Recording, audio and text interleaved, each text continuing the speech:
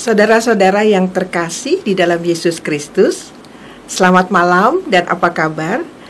Kiranya kita pribadi lepas pribadi senantiasa berada dalam perlindungan Tuhan.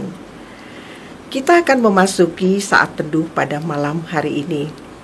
Saat teduh adalah saat di mana kita benar-benar menyediakan waktu secara khusus dan fokus untuk berkomunikasi dengan Allah, baik melalui perenungan firman Tuhan dan doa.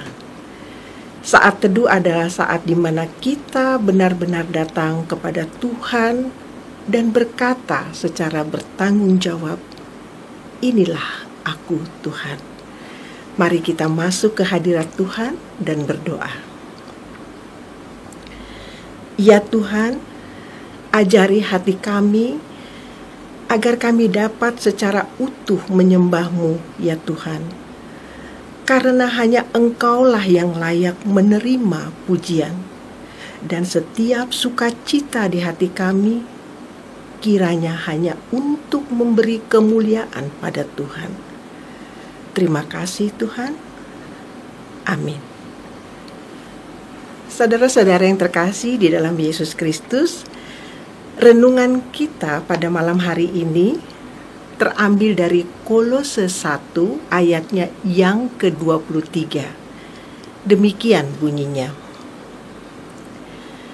Sebab itu kamu harus bertekun dalam iman, tetap teguh dan tidak bergoncang, dan jangan mau digeser dari pengharapan Injil yang telah kamu dengar dan yang telah dikabarkan di seluruh alam di bawah langit, dan yang aku ini, Paulus, telah menjadi pelayannya.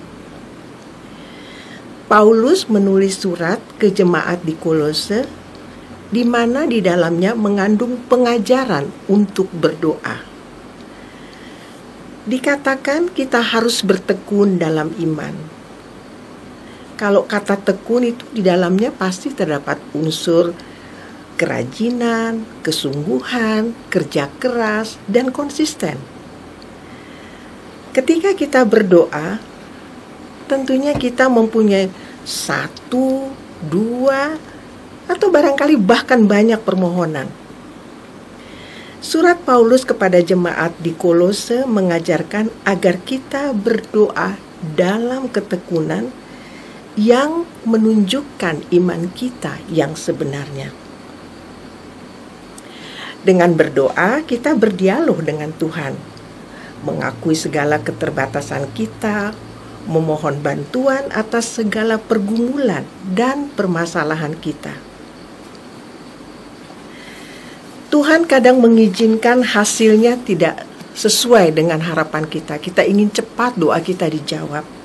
Tetapi seringkali Tuhan menjawabnya secara perlahan-lahan. Nah, untuk itulah dikatakan oleh Paulus, kita harus bertekun dan jangan pernah mudah menyerah.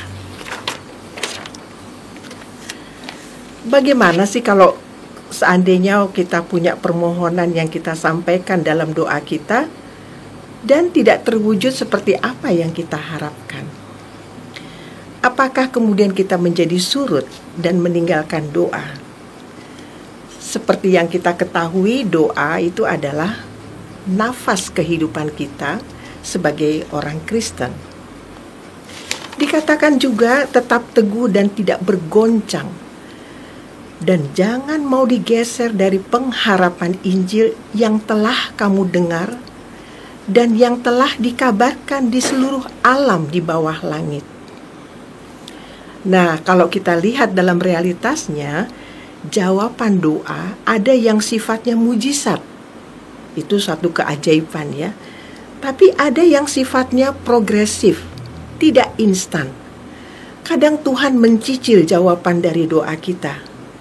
Karena apa? Karena Tuhan tahu akan kemampuan kita.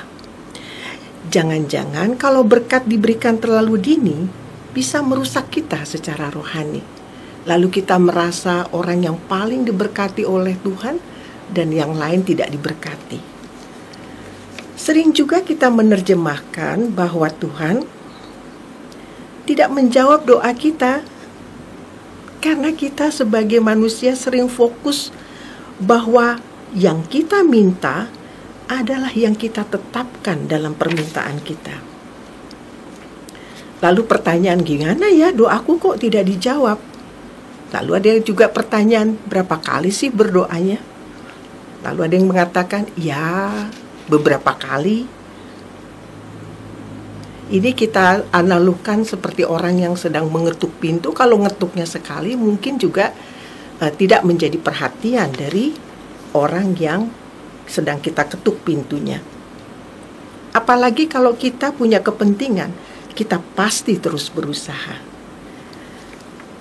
Selain itu seringkali juga kita tidak menghitung, padahal sebetulnya Tuhan sudah menjawab doa kita ketika kita dalam tekun berdoa. Sebenarnya kita sudah dilatih untuk menjadi sabar, menunggu pemberian Tuhan, dan kita menjadi semakin yakin bahwa Tuhan pasti memenuhi janjinya dan sesuai dengan waktu Tuhan. Dalam ketekunan berdoa, iman dan percaya kita bahwa Tuhan tidak pernah meninggalkan kita. Mungkin Tuhan menjawabnya sangat lama, atau bahkan lama tak terjawab, atau bahkan terjawab bukan dalam masa hidup kita. Mungkin ketika kita sudah tidak ada. Nilai berkat tidak hanya pada masa hidup kita. Jawaban doa juga dapat diberikan sebagai reservasi masa depan. Semisal kita berdoa buat keturunan kita, anak cucu kita, berdoa bagi bangsa dan negara kita di masa depan. Tuhan, kalau seandainya kita melihat kok mencicil ya memberikan permintaan kita, bukan karena Ia tidak mampu, tetapi karena Ia tahu persis kebutuhan kita. Ia tahu menakar apa yang akan diberikan kepada kita. Iman itu juga menggarap hati kita semakin kuat. Apakah kita kecewa terhadap Tuhan bila kita merasa doa kita tidak terjawab? Sebetulnya pertanyaannya lagi, apa hak kita untuk kecewa terhadap Tuhan? Misalnya, ternyata kita dalam hidup kita melanggar firman Tuhan. Harusnya kan Tuhan yang kecewa terhadap kita. Nah, rasa kecewa yang muncul dari diri kita itu kan membutuhkan energi. Nah, bagaimana energi yang kita pergunakan untuk mengelola rasa kecewa itu kita gunakan untuk senantiasa tidak pernah bosan mengetuk pintu Tuhan. Berdoalah sekalipun tidak terjadi apa-apa. Dan jangan mau digeser dalam pengharapan Injil.